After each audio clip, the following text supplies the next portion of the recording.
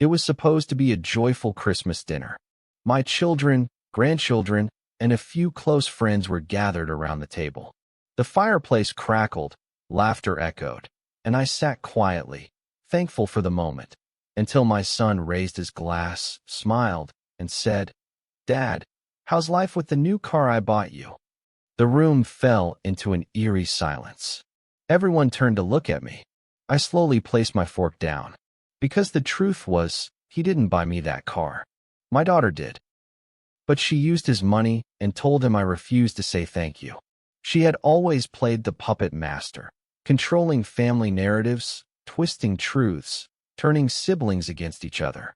That night, she opened her mouth to lie once more, saying, "He's confused again. It's the medication," but I had prepared. I stood up, reached into my coat pocket. "Before we continue, thank you so much for your support. Every like, comment, and view means the world to us. We're on a mission to reach our first 1,000 subscribers, and we'd love for you to be part of that journey. If you haven't already, hit that subscribe button and let's grow together. Now, let's proceed." The scent of roasted turkey and cinnamon drifted through the house, weaving between the soft hum of Christmas carols and the clinking of silverware. It was the first time in years that all my children had agreed to come together under one roof. For weeks, I had looked forward to this moment. The twinkling lights, the laughter of my grandkids, and the idea of just sitting quietly among those I had raised. But beneath the warmth and decorations, I couldn't shake off the weight in my chest. Something was off. Maybe it was the way my daughter avoided my gaze, or how my son seemed unusually cheerful, almost performative. Ever since their mother passed away, holidays had grown quieter. My daughter, Andrea, stepped in often to organize things, but her energy came with strings. She spoke with a voice coated in honey, yet I could always hear the gears turning underneath. Calculating, shaping narratives, positioning herself as the golden child.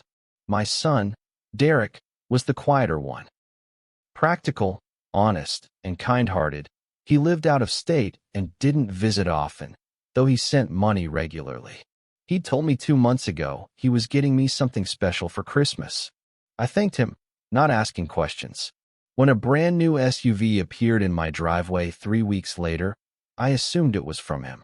The dealership invoice had his name, but Andrea was the one who handed me the keys. At the time, she said Derek was too busy to fly in for the surprise, but he sent his love. I had believed her, because I wanted to, because I was tired of being suspicious, tired of thinking my own daughter was capable of such deception. But when Derek walked into the house tonight and didn't mention the car, not a word of it, I knew something was wrong. And I kept quiet, observing, letting things play out. Andrea was always at her best when she thought no one was paying attention. Dinner was smooth at first.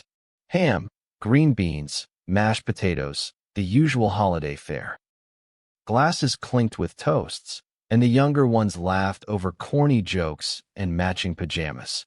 I sat near the head of the table, watching it all like someone watching a play they'd seen before, predictable, polished, and built on a lie.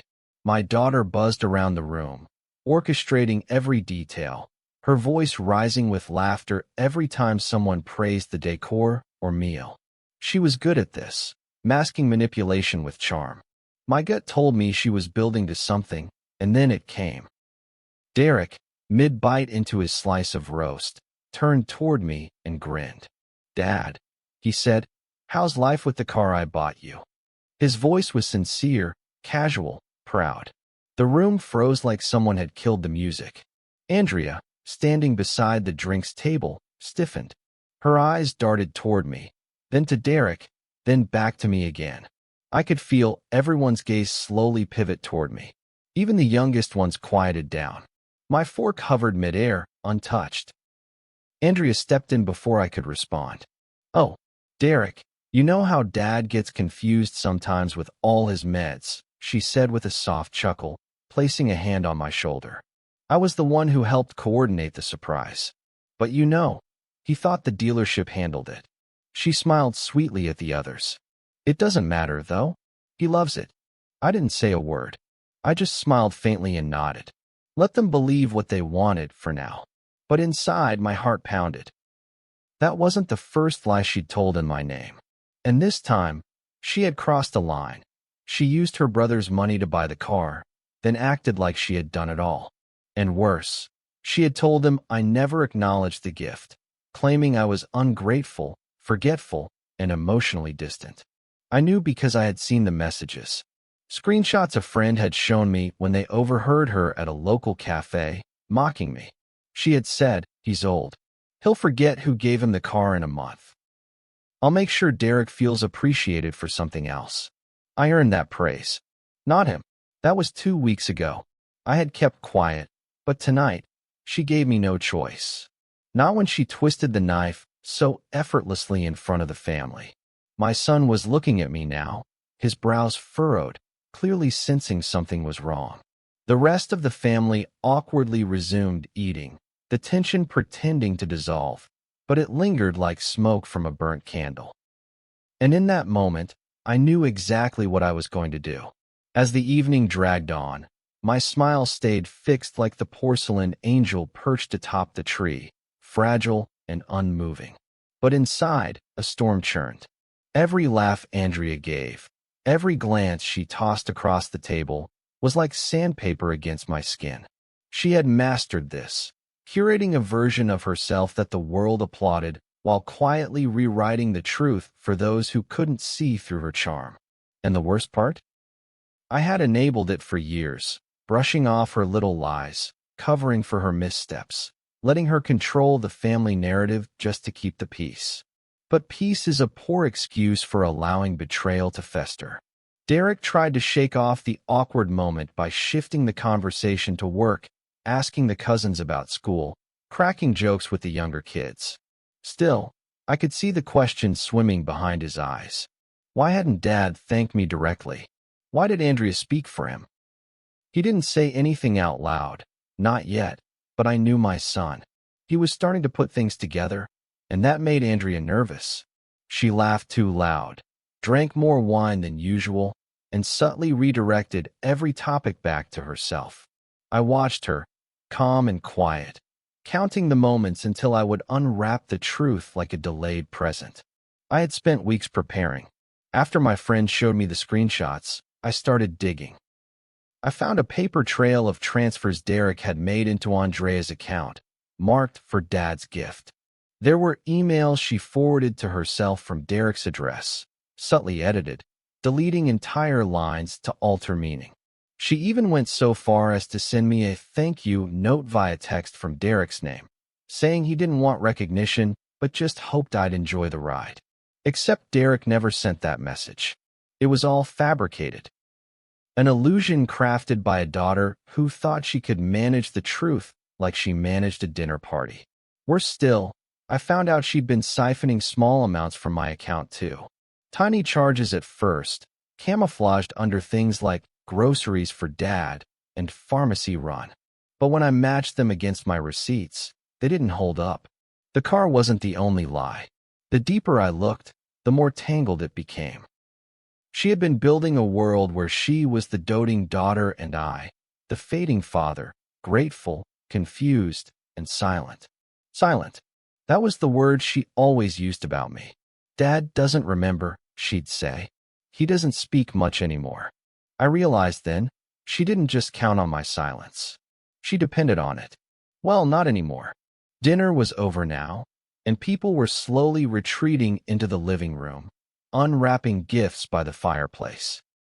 Derek walked up to me while Andrea was in the kitchen. "Hey, Dad," he said, softly. "Is everything okay with the car? I didn't hear much from you about it. Just wanted to make sure it got to you all right." His voice was hesitant, like he was trying not to sound accusing, but he already knew. I looked him straight in the eye and asked, "Would you like to know how much I love the car you bought me?" He nodded slowly, confused. "Then let's tell the whole family," I said. I stood up. My voice wasn't loud, but it carried. "Before anyone heads home," I said, "I'd like to say something." The chatter paused. Laughter died down. One by one, they turned to me. Andrea came out from the kitchen holding a plate of cookies, her smile already rehearsed. "Oh, Dad," she giggled. "You don't have to give another toast." "I'm not giving a toast," I said calmly. "I'm giving clarity." The tension returned like a wave. "I want to thank Derek for the car. I love it. I drive it every day." I paused, my eyes locking with his. "But until this moment, I hadn't had the chance to say that to you directly. Because I didn't know you were the one who gave it to me. You see, Andrea told me she bought it. That you didn't want the attention. That you were too busy to even send a message." The silence turned sharp. Andrea shifted, but I didn't stop. "She told me I was confused. She told you I was ungrateful. She intercepted your gift and claimed it as her own." Whispers began. My niece covered her mouth. My cousin leaned in closer. Andrea stepped forward, face flushed. "That's not true," she snapped. "Dad's just tired. He misremembers things sometimes." I pulled out the folder I had tucked beside my recliner. Inside were printed emails, screenshots, and copies of bank transfers. I handed them to Derek. "That's your message," I said. "And this is her forwarding it. Minus the line about you not needing thanks." She altered it. Every part. Andrea's hands trembled. "You went through my messages? That's a violation." "No," I said, standing tall. "What you did was a violation. You lied to your brother. You manipulated me. You've been taking money under false pretenses for years. And tonight, you tried to humiliate me with your twisted version of generosity." People were no longer whispering. They were watching. No one came to Andrea's defense. Not even her husband. "I kept quiet for years," I continued, "because I wanted peace. But tonight, you used this family dinner as your stage again, and I'm done letting you write my lines." Andrea tried to speak, but the words wouldn't come. Her carefully crafted world was crumbling, and everyone saw it. Andrea didn't speak for a long time. Her lips parted, her eyes darted, but nothing coherent came out. The silence was louder than any outburst. The documents were still in Derek's hands, and as he slowly flipped through them, his face tightened. Not with confusion, but with realization. Years of doubt, years of distance, and now the answers laid bare on paper. I could see it in his eyes.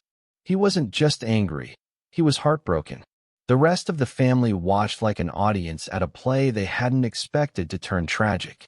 My brother-in-law quietly took his coat off the hook. My oldest granddaughter wrapped her arms around her mother. But I didn't look away from Andrea. This wasn't about spectacle or revenge anymore. This was about truth. About no longer letting the lie eat away at the foundation of what little family I had left. And for once, the lie had nowhere left to hide. Andrea finally stepped forward. "Dad," she whispered, "I just wanted to be appreciated. You never really noticed me growing up. Derek always got the praise. I thought if I gave you something meaningful, you'd finally look at me like." "You had your chance," I interrupted. My voice wasn't angry. It was tired. Deeply, thoroughly tired. "You didn't just take the praise. You stole it. You built a reality where everyone else looked like the villain so you could feel important. But now you've lost the one thing that mattered most. Our trust." She opened her mouth again, but I raised my hand. "Don't," I said. "Don't turn this into a speech about pain and childhood. This wasn't a mistake. It was strategy, and that's what hurts the most." Derek stood up and dropped the folder on the coffee table. "I sent you that money because I thought you were helping me," he said, eyes fixed on her. "Not once did I think you'd twist it like this.